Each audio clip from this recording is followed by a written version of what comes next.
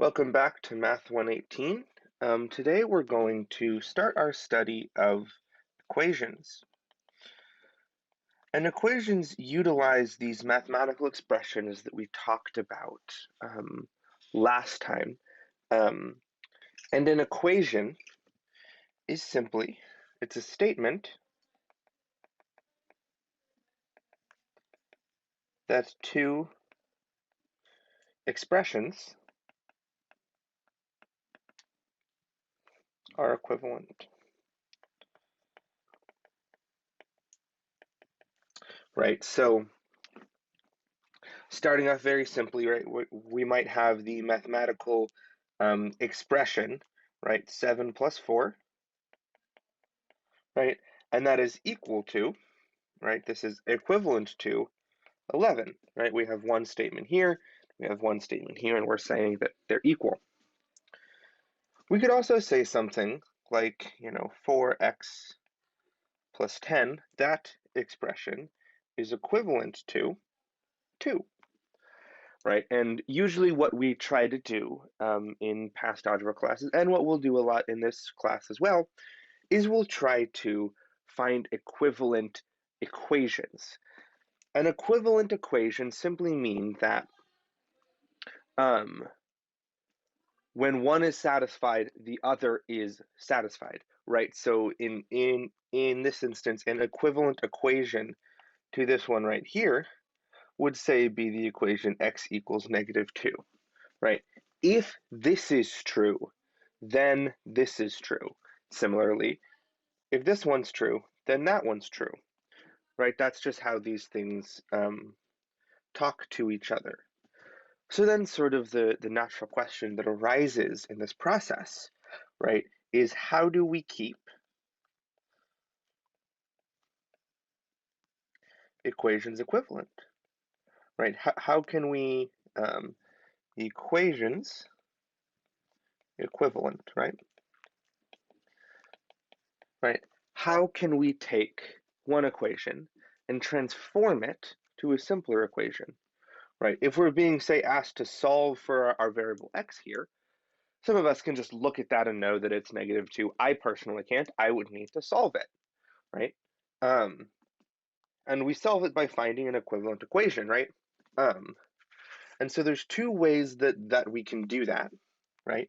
Say we have some equation, right, that says a equals b, right?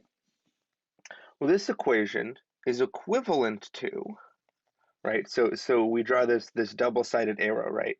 A equals B implies that A plus C equals B plus C, right? We can add to both sides of the equation without changing it, right? So we can go this way, and also if this is true, then this is true, right? So that's why we use this double-sided arrow here. Additionally, we can say that if A equals B, then say A times C equals B times C. And you may be tempted right away to immediately draw this backwards arrow here, right? That clearly, we're talking about ways that go both ways, so this one should go back. But that isn't always true, right? This is true, going this way is true, as long as C does not equal 0. Right? Because if C equals 0, anything times 0 is 0, right? So you could have 8,000 times 0 is equal to, 12 times 0. That's true, but 8,000 is not 12, right? So going back this way only holds when C does not equal 0. And we'll look at a number of equations sort of throughout the quarter, but the first type that we're going to talk about are linear equations. And linear equations are any equation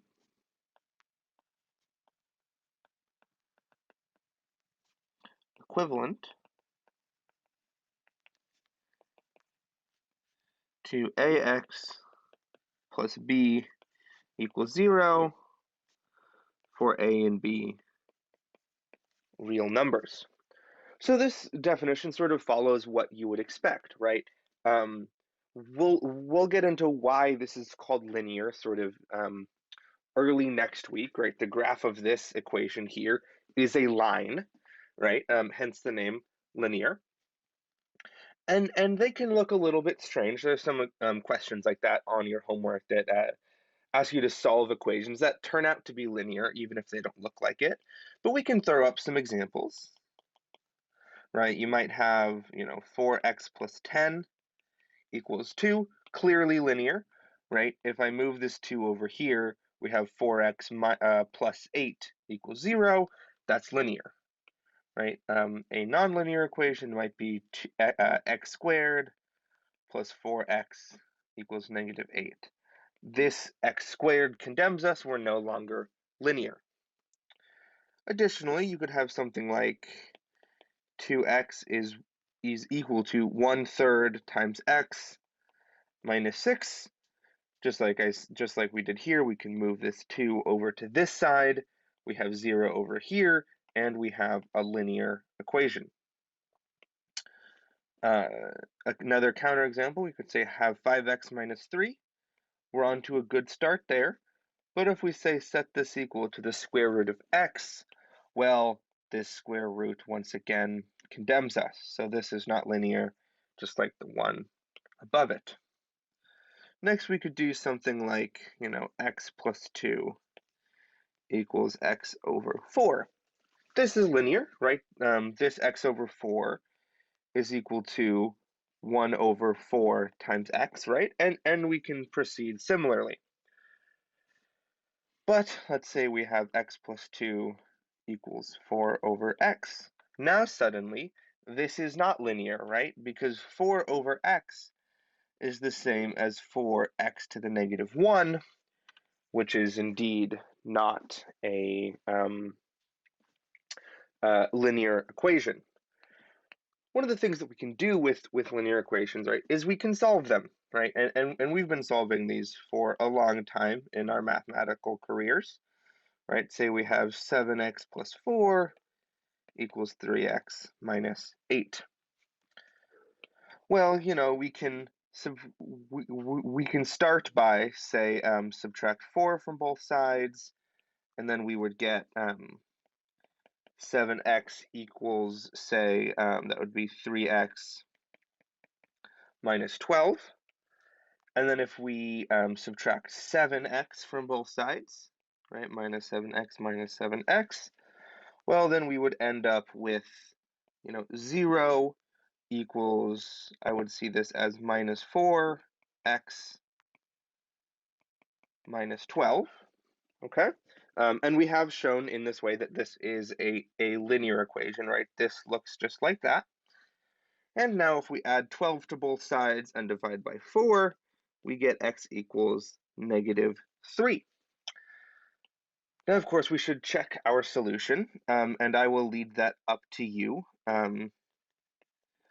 So check that 7 times negative 3 plus 4 is equal to 3 times negative 3 minus 8. Go ahead and check this on your own just to verify that that is indeed a solution. But we can also go through and solve these in other ways, right? We can treat other equations as linear equations if we just simply fix some variables, right? So take Newton's law of gravitation, right? The force on an object is this big constant g times the mass of the first object. We'll call that big M. So maybe a planet times the mass of the little object, say u, divided by the distance between them squared.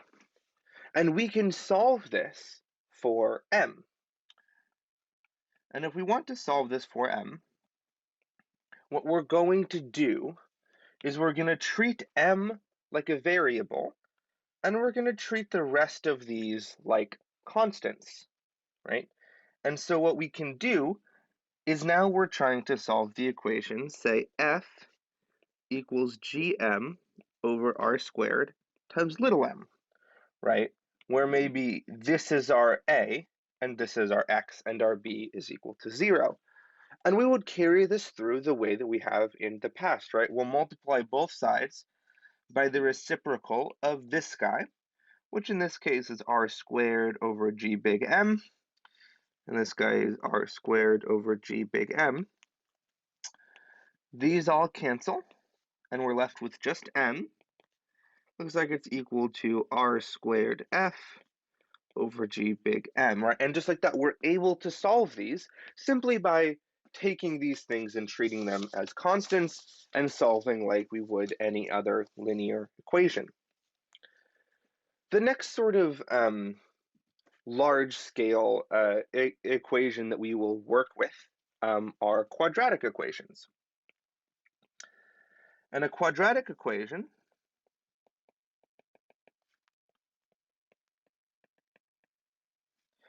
quadratic equations, they're an equation of the form and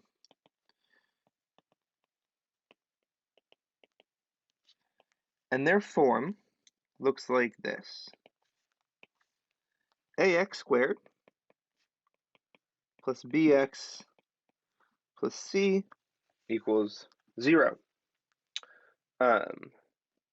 Where we have the following restrictions.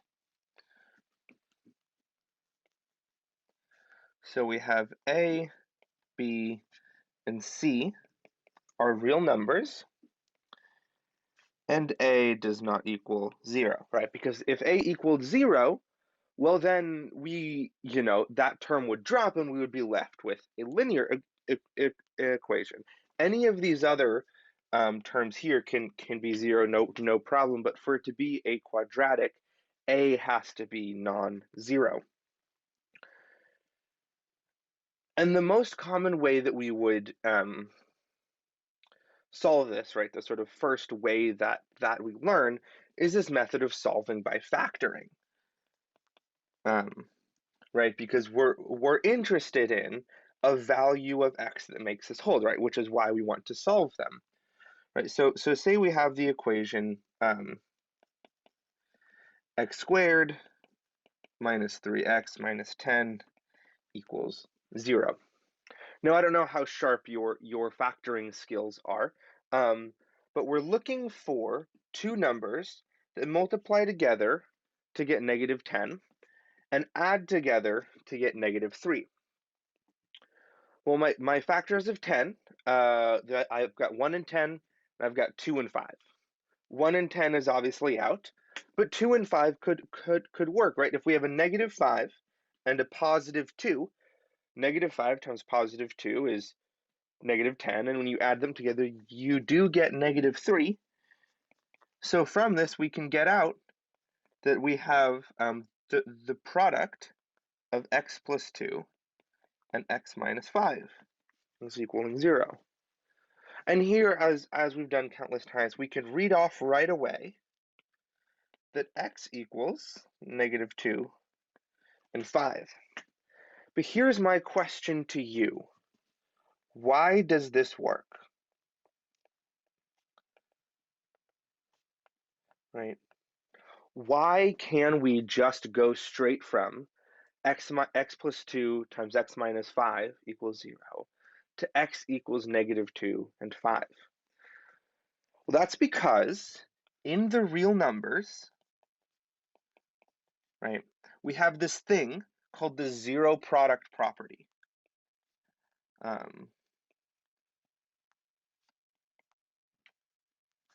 So the zero product property, and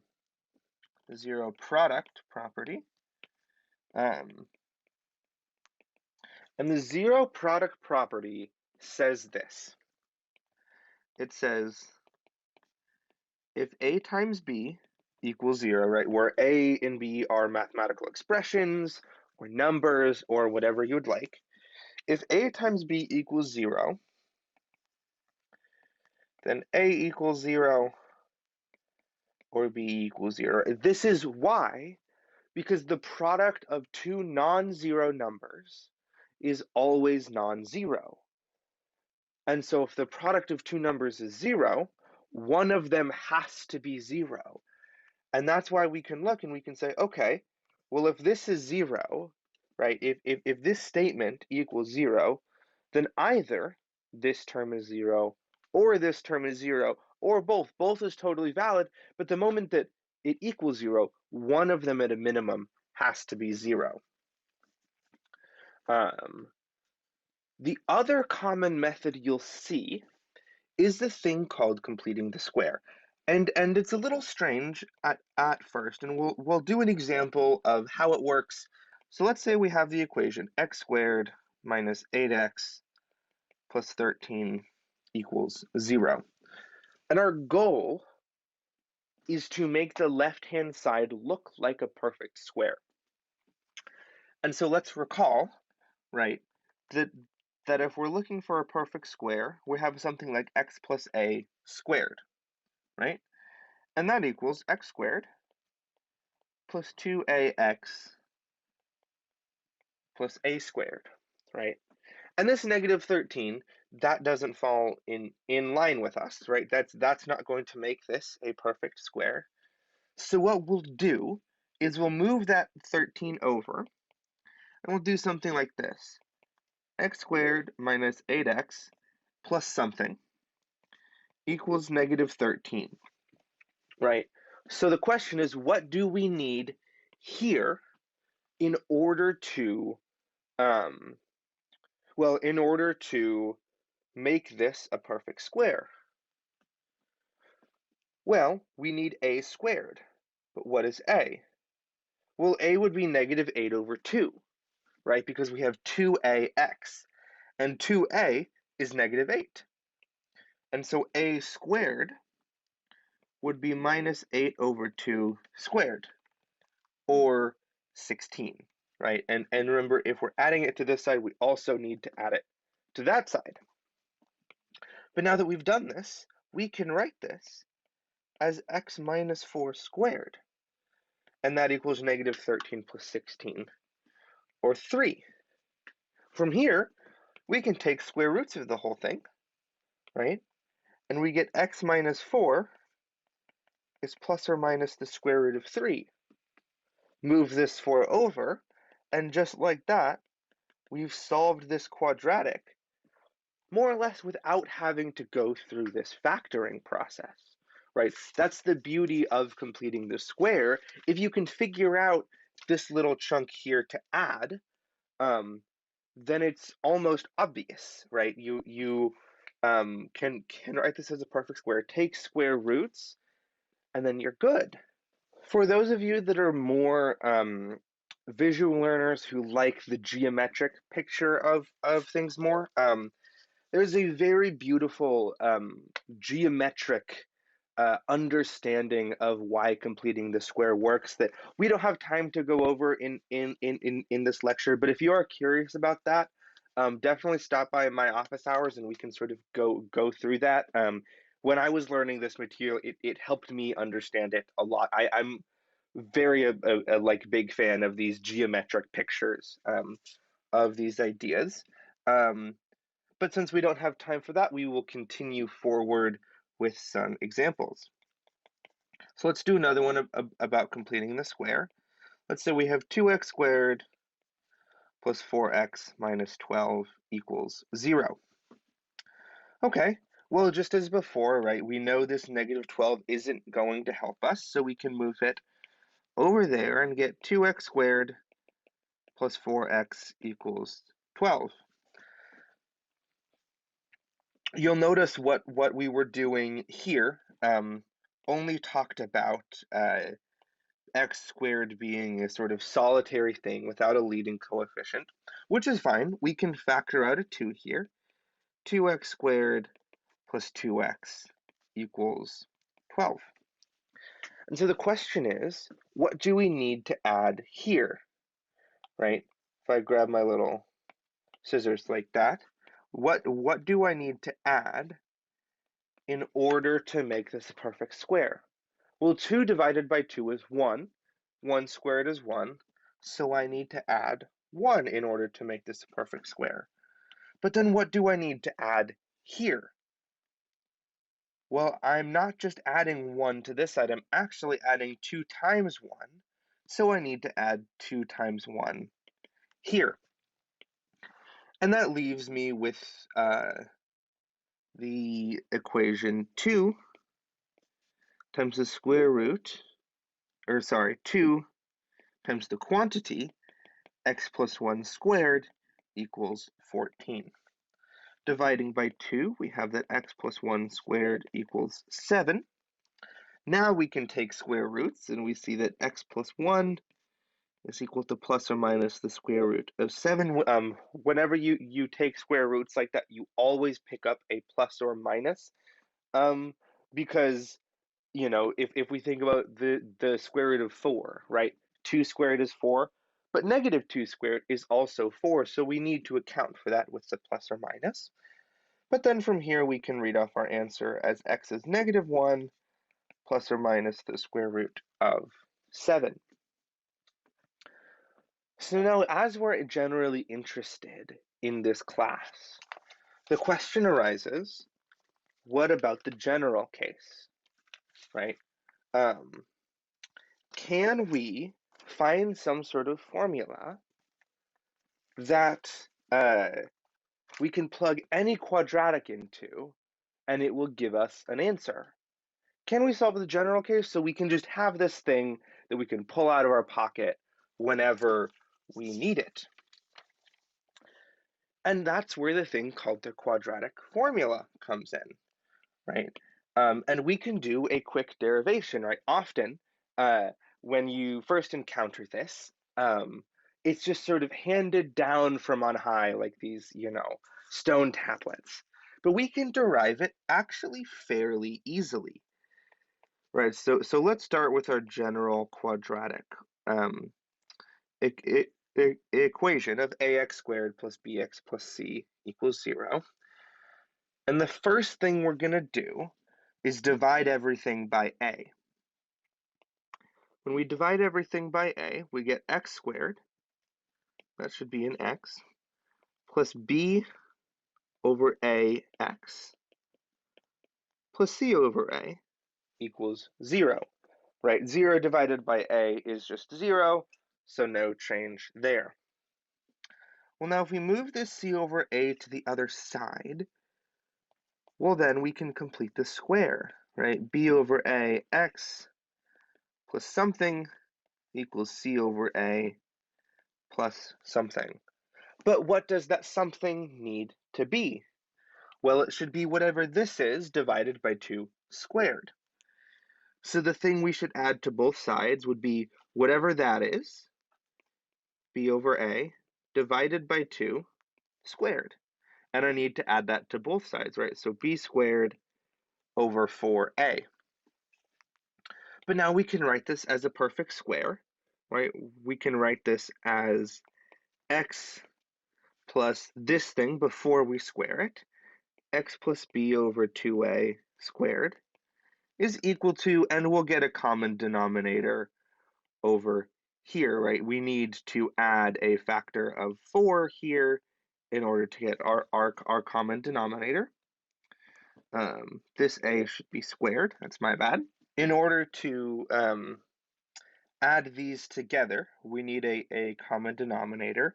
And it looks like this guy is missing a factor of 4a. And I just realized that I forgot a minus sign there.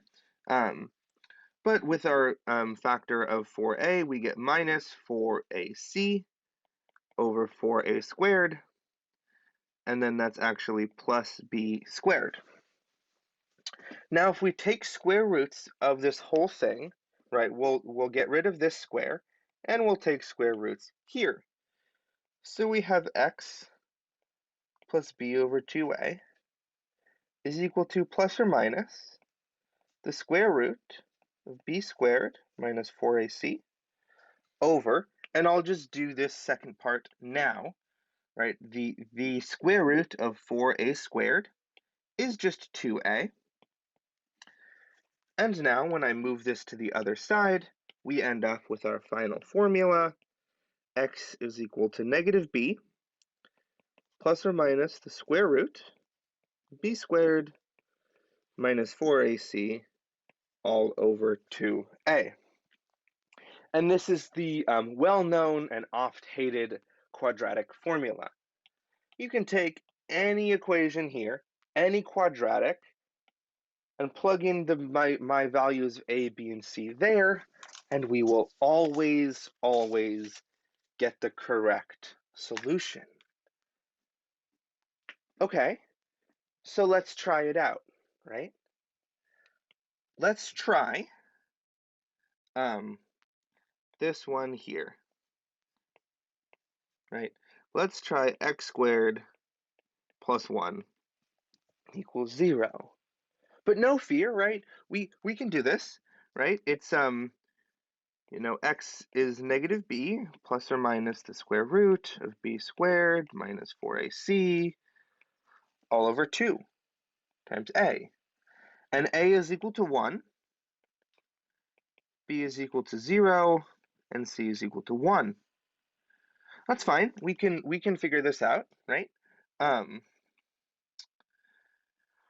Well, so that would tell me that x would be 0 plus or minus b squared is 0 minus 4 all over 2. That's fine. That's fine. I can write 4 as 4 times negative 1. So that would mean that we have 2 times the square root of negative 1 over 2. And we get, this is still plus or minus, we get plus or minus the square root of negative 1. Which isn't supposed to happen, right? Like, that's not a valid real number. The square root is not defined for that value. And it's in our quest to solve this equation, right, trying to solve this one right here, that we develop our theory of complex numbers. And we won't look into them too terribly deeply. We'll talk about them a bit today, and they will actually end up playing a really big role in our study of general polynomials later in the course. They kind of tell us actually a lot about the roots of them. But that's where this comes from, right? I think a lot of the time we do a disservice to ourselves calling them imaginary numbers. Because no, we don't count with them, right? But we also don't count with negative numbers. They have a very real application to the ways that we understand the world. And with that in mind, we're going to sort of, again, do some preliminaries here, kind of look at how they work a little bit. And they will come back in a big way later in the quarter. So let's do some definitions, right? So here's our definition. A complex number, z, usually we call complex numbers z,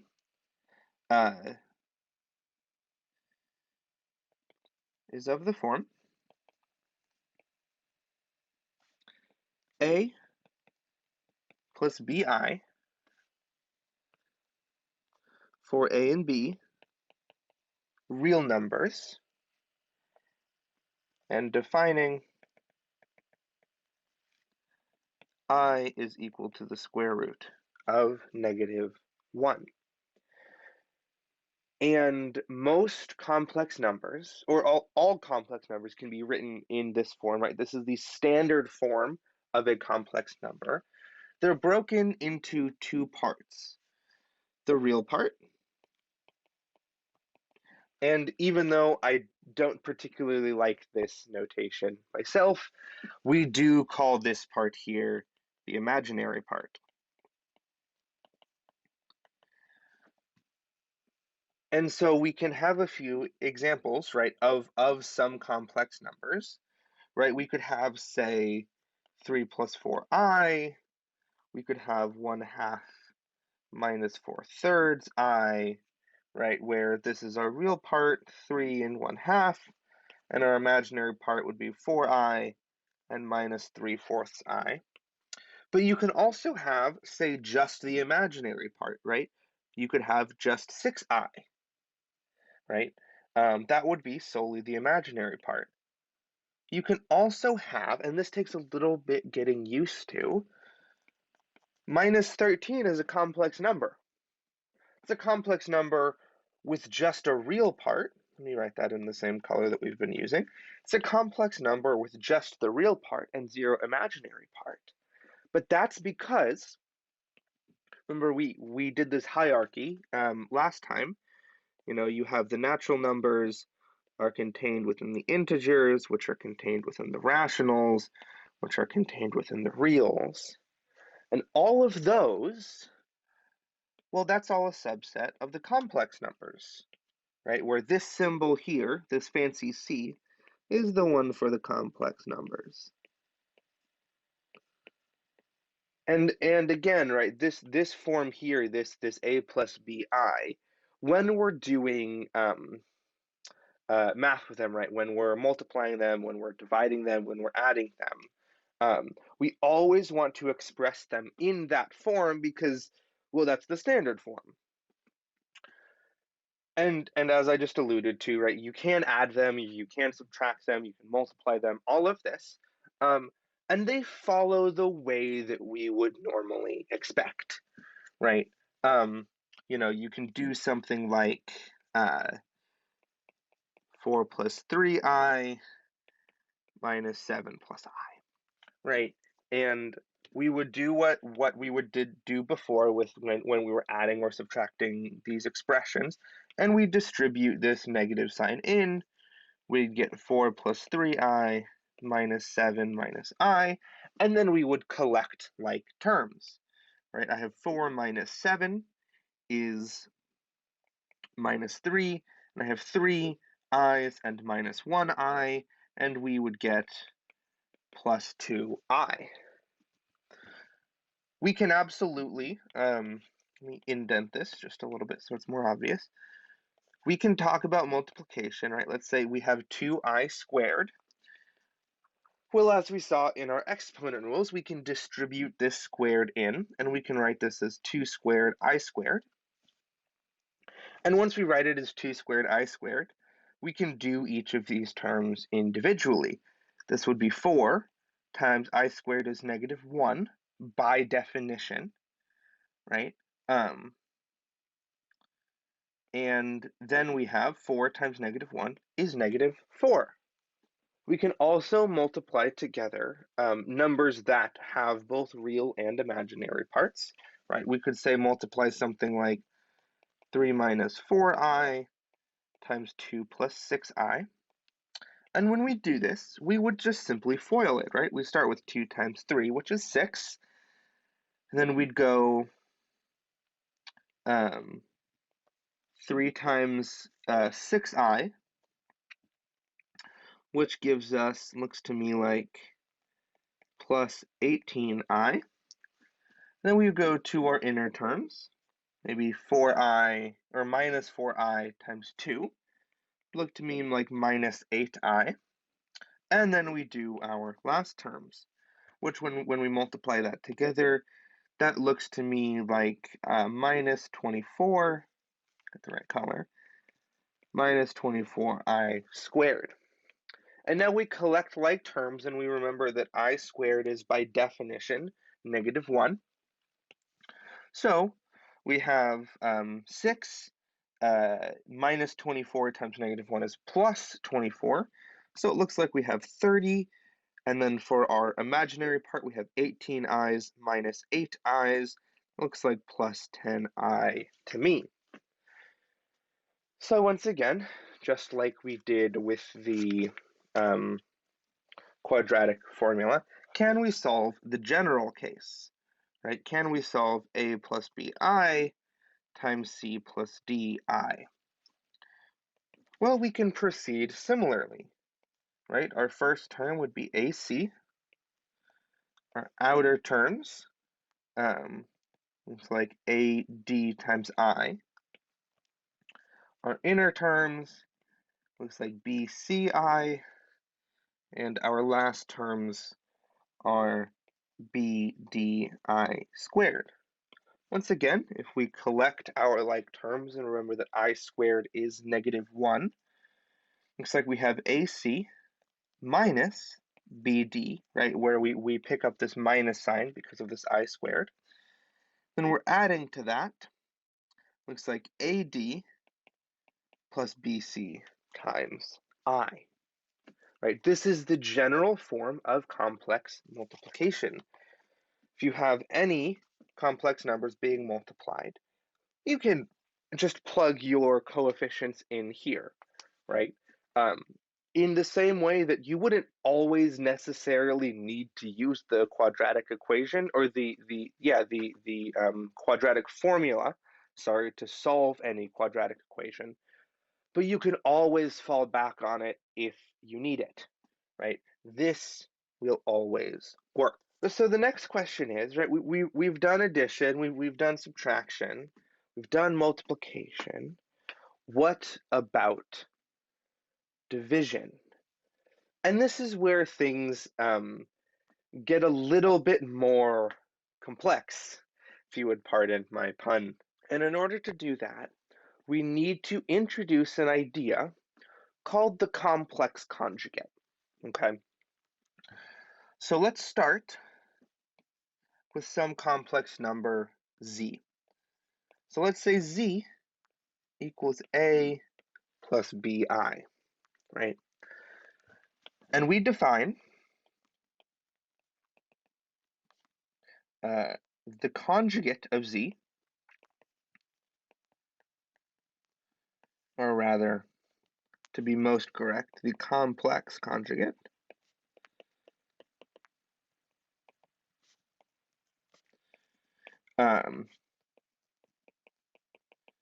written z bar, right? So we write z with a little bar over it, and that's a minus bi.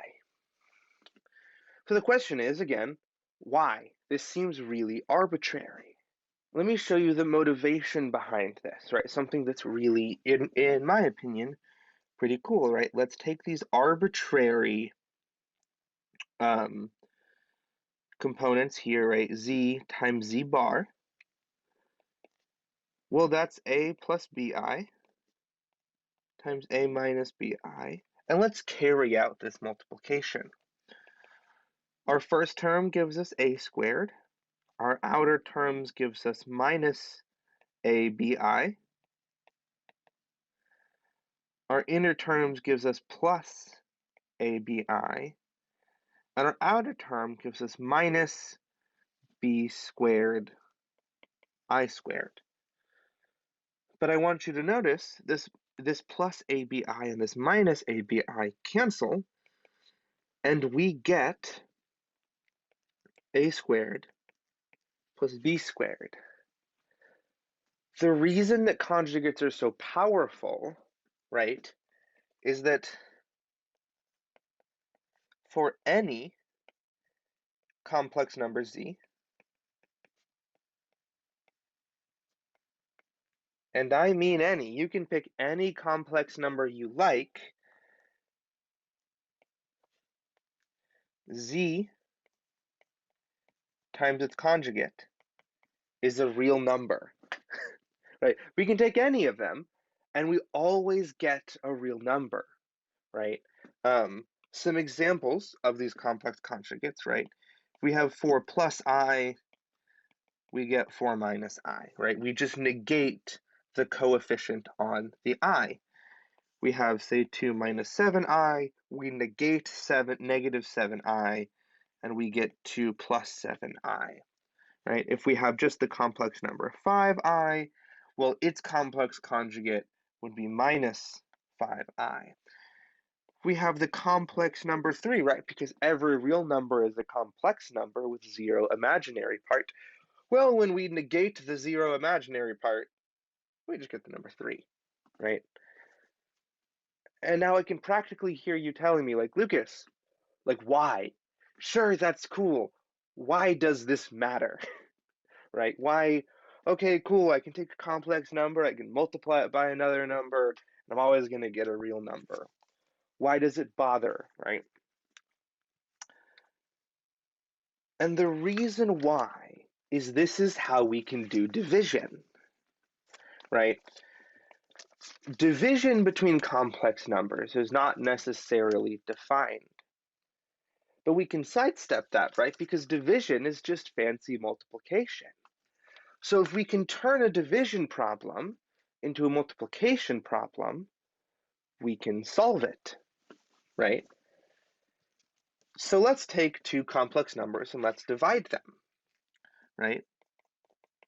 And perhaps me saying earlier that complex division isn't defined is a bit of a misnomer, right? Because you can divide complex numbers, but the way that we divide complex numbers is by turning it into a multiplication problem, right?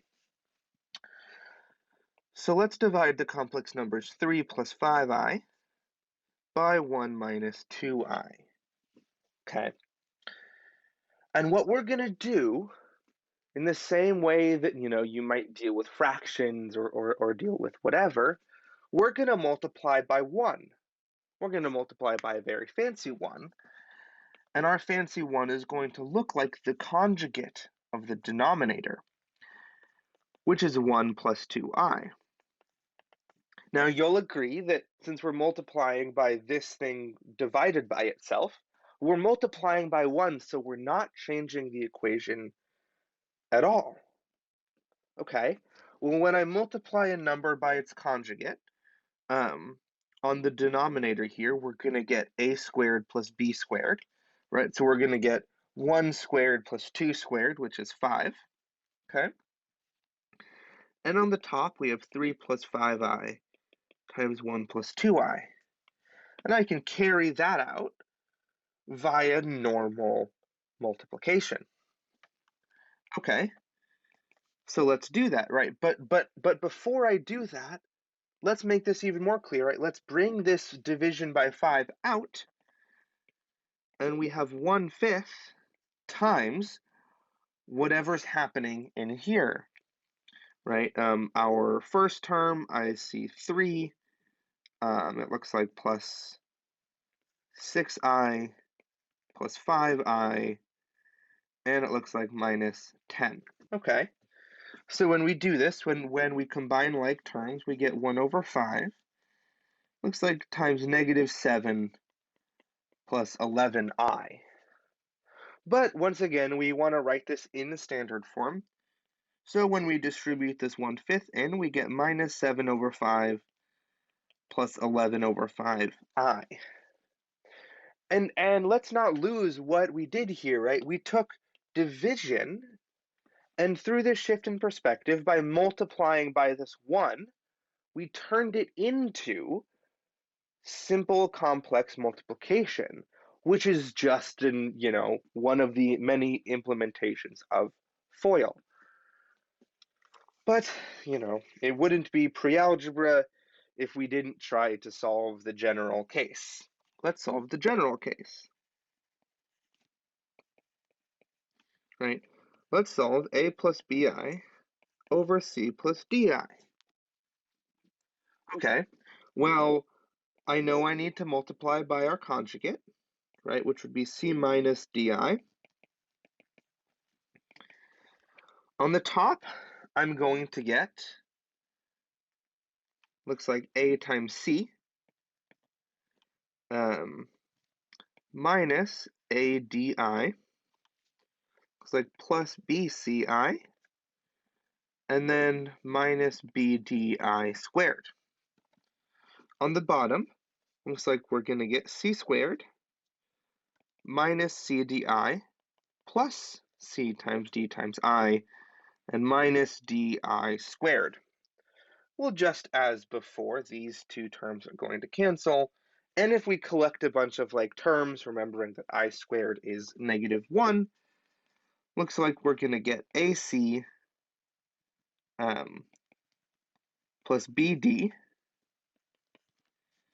plus BC minus AD all times I all over C squared plus D squared. But we're not quite done, right? We want to write this in standard form. And so we have AC plus BD over c squared plus d squared plus bc minus ad over c squared plus d squared all times I. And you are more than welcome to memorize this if you really want.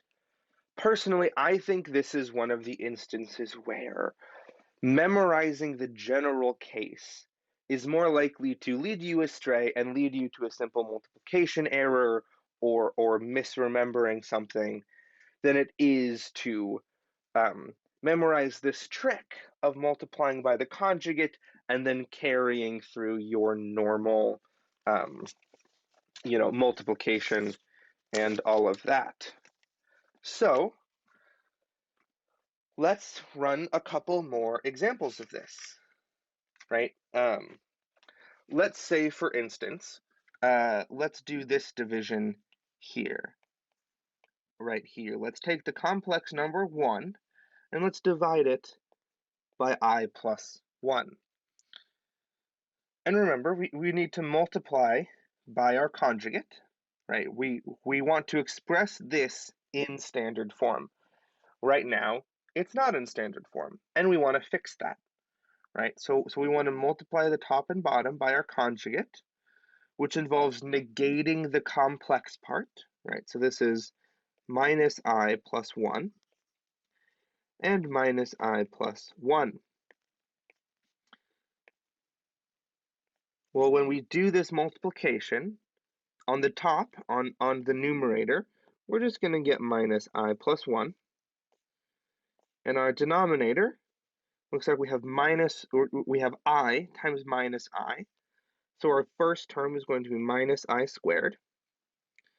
Our outer terms is I, our inner term is minus I, and our last terms is 1.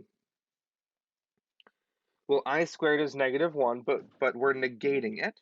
So we end up with minus I plus 1 over our denominator of 2. And now we want to write this in standard form, simply breaking up our addition on the top. And this looks to me like 1/2 minus 1/2 I.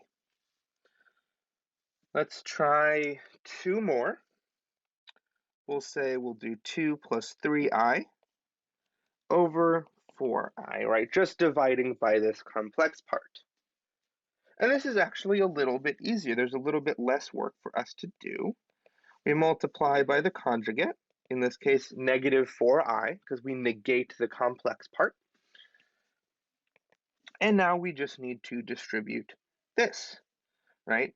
Looks like we have minus 8I minus 12I squared over, looks like minus 16I squared.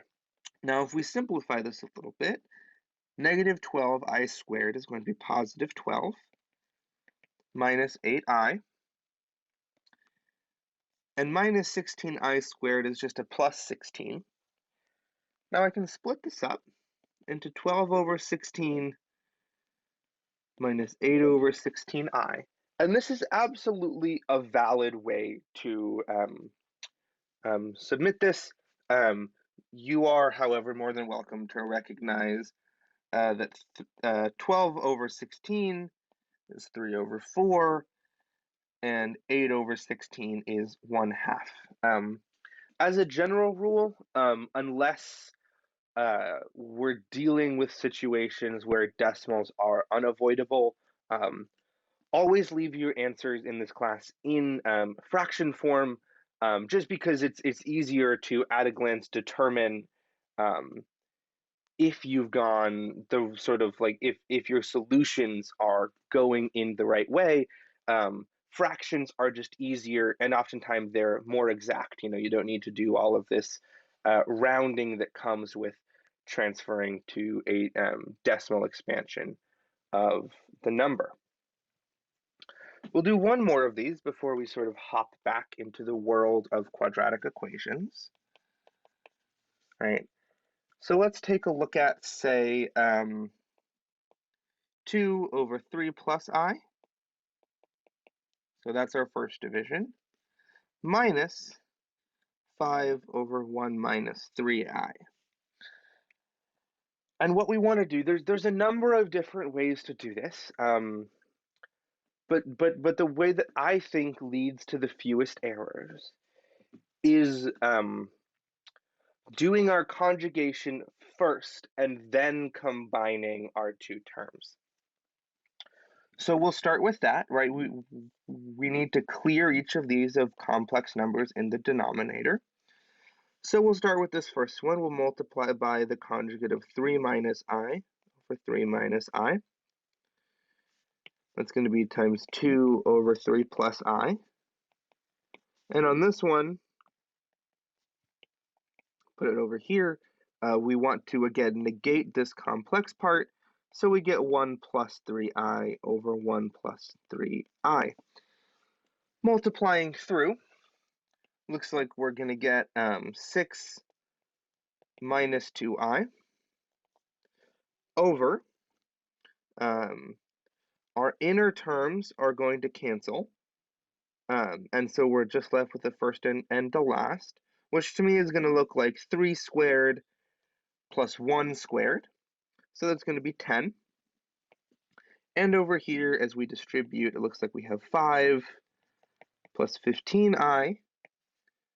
And taking a look at these, our inner two terms are going to cancel. And so we just need to look at the first, which is 1 squared, plus, it's going to look to me like minus 9i squared, or plus 9. So that looks like 10 as well. And now that we've done this, we can very simply add these together, collect our like terms, and get our answer in standard form. So putting this together, it looks like we have 6 minus 5, or 1. We have minus 2 plus 15, or sorry, we have minus 2 minus 15, or minus 17 i's, all over 10, or again, because we always want to write these in standard form, 1 over 10 minus 17 over 10 I.